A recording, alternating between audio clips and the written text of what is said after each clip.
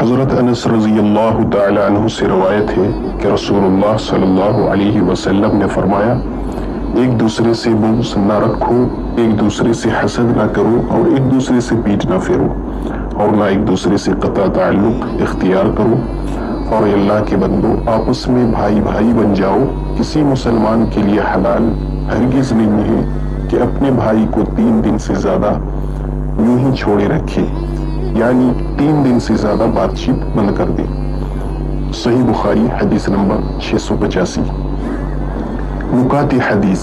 پہلا نکتہ، حدیث نبوی صلی اللہ علیہ وسلم میں ان برے اوصاف سے بچنے کے لیے جو فعل استعمال کیا گیا ہے وہ باب تفاعل کا ہے، یعنی جو کہ کئی معنی پر دلالت کرتا ہے۔ ان میں سے ایک معنی کسی کام میں لوگوں کے درمیان مشارکت کے لیے آتا ہے۔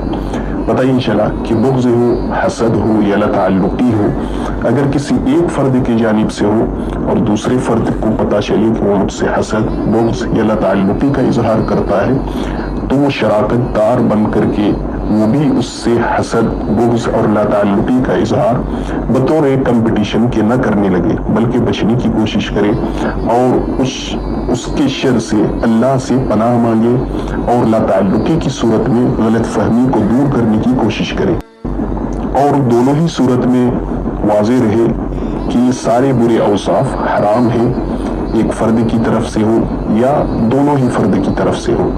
دوسرا نقطہ یہ ملا کہ بغض ہو، حسد ہو، لاتعلقی ہو، یہ سارے برے اوصاف اخوت کے رشتے کو کاٹ دیتی ہیں۔ جب تک کسی کے دل میں کسی کے لیے یہ برے اوصاف موجود ہیں، وہ اس کا دینی بھائی نہیں ہو سکتا ہے۔ اس لیے اخیر میں کہا گیا، اللہ کے بندو بھائی بھائی بن جاؤ، ان اوصاف کا حامل بن کر اخوت کے رسے کو نہ کاٹو۔ حدیث کے بعض فوائد و مسائل۔ بغض، حسد، بائیکاٹ سب حرام ہے، لیکن اللہ کے لیے ہو تو جائز ہے۔ بغض، حسد اور کینہ پروری میں مسابقت حرام ہے، نیکی کے کام میں اگر ہے تو مسابقت مستحسن ہے۔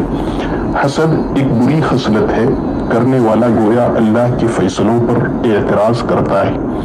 حسد کے بعد ایک مرحلہ بغاوت کا آتا ہے، جو فساد کا بڑا سبب ہے۔